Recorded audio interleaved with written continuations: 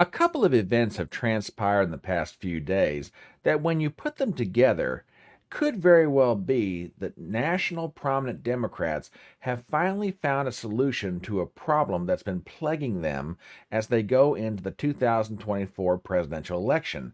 The problem is, how do you get an incumbent Democrat president, in this case Joe Biden, to not run for re-election? Does that sound a little far-fetched? Well, hold on to your hats, folks, because when I show you what I've got, you may very well understand why I think the Democrats have been given a gift that they were never anticipating receiving. Hang on, I'll explain all that here in just 1 second.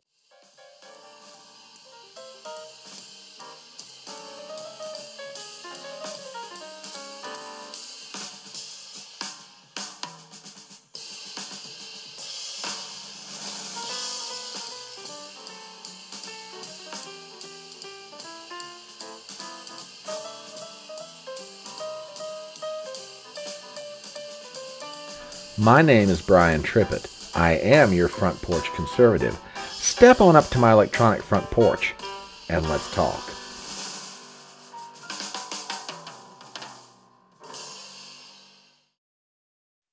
Last week, U.S. Senator Chuck Grassley, Republican of Iowa, was able to release to the public a document that he's been trying to get his hands on now for a few months, in consultation with U.S. Representative James Comer, Republican of Kentucky, who is the chairman of the House Oversight Committee.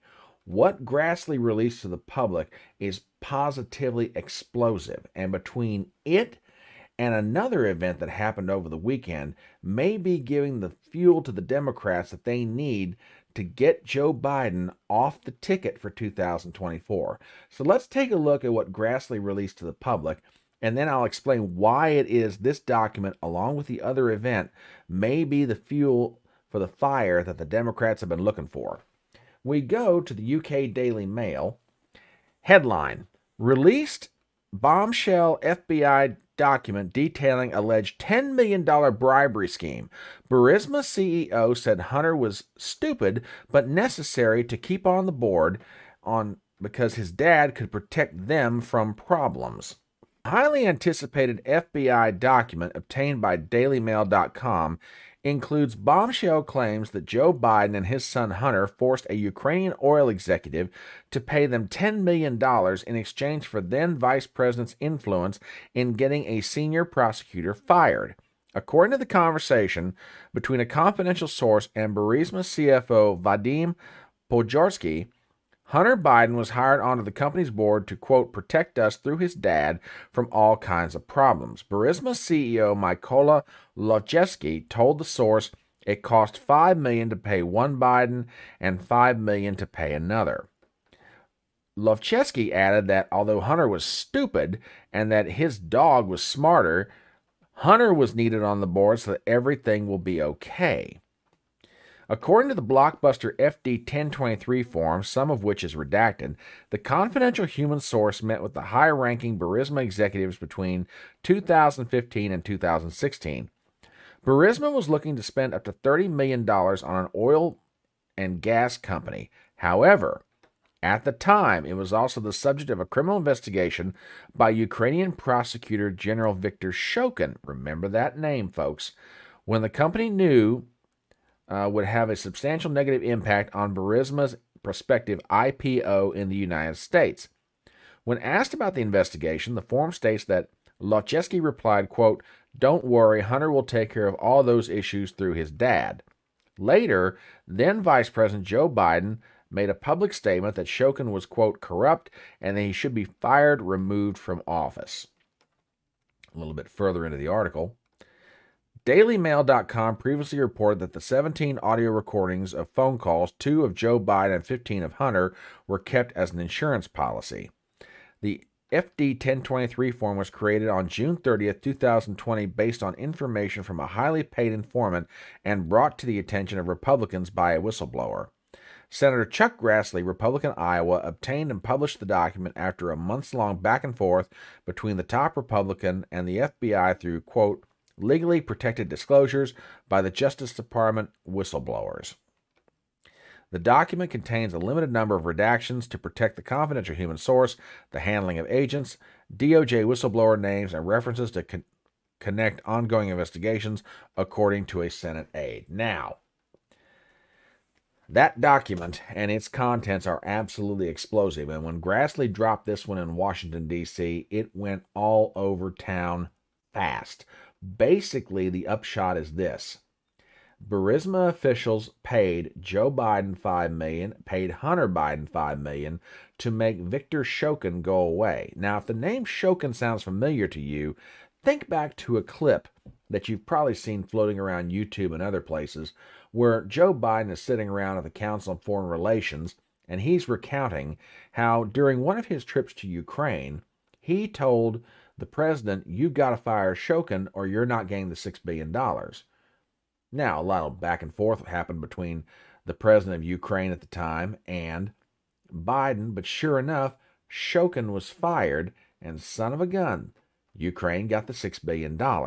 Are you beginning to see the connection here? Basically, the Burisma officials are telling this confidential human source they paid a bribe to the Bidens.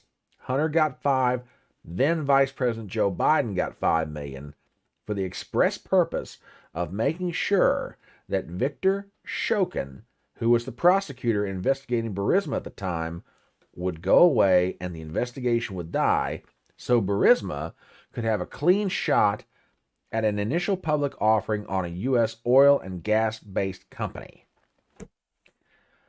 Ladies and gentlemen, if what this confidential human source is saying is true, and at this point no one has any reason to not believe it, because apparently, according to reports previously, this source is of good reputation with the FBI.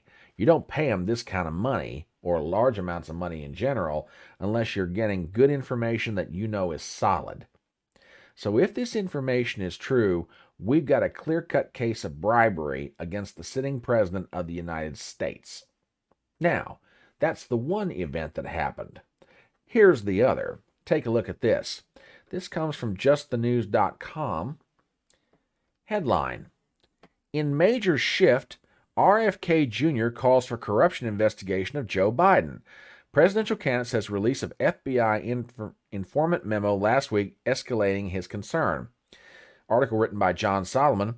Democratic presidential candidate Robert F. Kennedy Jr. changed tactics Sunday and demanded for the first time an investigation into possible corruption by President Joe Biden, his party's standard-bearer. Kennedy's request was prompted by the release last week of an FBI informant report that alleges that Joe Biden took part of a $10 billion bribery scheme involving a Ukraine company that hired his son, Hunter. The report released by Senator Chuck Grassley, Republican, Iowa, alleges Burisma Holdings founder Mykola Lovchesky told the informant that he was coerced into paying the Bidens $10 million to get a Ukrainian investigation shut down. Quote, I have avoided criticizing the president because I'm trying to bring people together and end some of the vitriol, the poison that has made politics so poisonous, Kennedy told Fox News host Maria Bartiromo Sunday Morning Futures. I think the issues that are now coming up are worrying enough that we really need a real investigation of what happened, he said. I mean, these revelations where you have Burisma, which is a notoriously corrupt company that paid out apparently $10 million to Hunter and his dad, if that's true, then it's really troubling. Kennedy added that Americans should also be worried about the politicization of federal law enforcement. Okay, let's get into this. Now, probably a lot of you out there are looking at the screen and you're saying to yourself, "Ah, come on, Front Porch. This is typical presidential politics. When your opponent is ahead, you glom onto anything you can to try and make some traction." Okay, I'll give you that. And let's be honest, you're right. If you look at any poll for the Democratic primary, Joe Biden is anywhere from 30 to 40 points ahead of Robert Kennedy Jr. And under normal circumstances, as the candidate who is behind, if a piece of news comes up that puts your opponent in a bad light, you try to hit them hard with it. I would agree with that. But Kennedy does bring up a valid point that is very true of his campaign up to this stage. He has avoided any discussions about corruption surrounding Joe Biden. For the fact that he's willing to talk about this now is a major shift. Now, What do these two events have to do with prominent national Democrats? Well, it basically gets down to this. Have you ever heard the old expression, the enemy of my enemy is my friend? Look, let's be honest about it. National Democrats are very, very, very worried about a rematch between Joe Biden and Donald Trump. Joe Biden barely won the 2020 election. Since then, it's quite obvious to anybody who's looking at him, his mental health is declining, his physical health is declining. The country has all kinds of problems, international and domestic. If you're a national Democrat or a bigwig in the party, do you really want to take the chance of seeing Joe Biden try and pull off a repeat against a resurgent Donald Trump, in spite of the fact that Donald Trump has indictments coming out the wazoo against him? So that sort of sets up a very interesting problem. If you're going to get an incumbent president to not seek re-election, how do you do it? Could you get him to resign? Well, you don't want that to happen, because depending on whose poll you're looking at, Kamala Harris would do an even worse job against Donald Trump than Joe Biden may do. So you can't run that risk. It's one thing for Joe Biden to lose. It's another thing for Kamala Harris to do it and not only lose the presidency, but probably the Senate and strengthen the Republican majority in the House.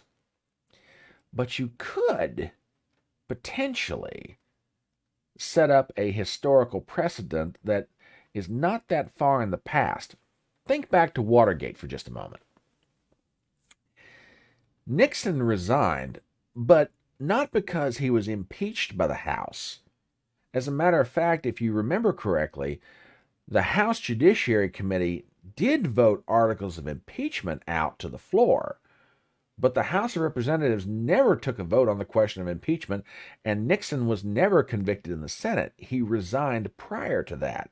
And the reason that he did is in large part due to three individuals who went up to the White House and told the president, "You're out of options." John Rhodes, the House Minority Leader for the Republicans at the time, Hugh Scott, the Senate Republican Minority Leader, and U.S. Senator Barry Goldwater of Arizona had the courage to walk in to the Oval Office, stare down Nixon and go, "Mr. President, it's time." A few days later, Nixon resigned his office. Now, as I said, National Democrats do not necessarily want Biden to resign. If they do, via the Constitution, Kamala Harris becomes president, and their election possibilities get even worse. But if you could get the best of both worlds, that is definitely what you want. You want a situation where Joe Biden doesn't run, and still you can get a candidate in that you could feel like has better chances against Donald Trump. So you can't do it yourself, but in light of what Grassley has put out and the fact that a prominent Democrat with the name Kennedy behind him is calling for investigations, this might give you the fuel to be able to come out and start saying, "Hey, look, something's got to give here." Now, the Democrats are going to do everything they can publicly to defend Joe Biden. As a matter of fact, I haven't heard a peep out of Senate Democrats about all this. But by the same token, they could be working behind the scenes to do exactly what I'm proposing. Get Biden to announce that he's not going to run for election. He could perhaps cite his health. He could perhaps cite these investigations. He could do any number of things. Now, will Joe Biden do it? Hard to say. He has a notoriously stubborn streak to him. So we'll see where this goes. But it wouldn't surprise me very much at all if behind the scenes in Washington, D.C., National Democrats are breathing a sigh of relief because now they finally have found the way to maybe get Joe Biden off the ticket without him having to resign from office. But that's my thoughts on the matter. What do you think? As we start to wrap up this video, please do me a favor as always. Number one, if you're not a subscriber to this channel, please do so. Number two, give me a thumbs up on this video. I'll take all the help I can get. Number three, please leave a comment below. And number four, please share the video around. My name is Brian Trippett. I am your front porch conservative, and I'll see you next time.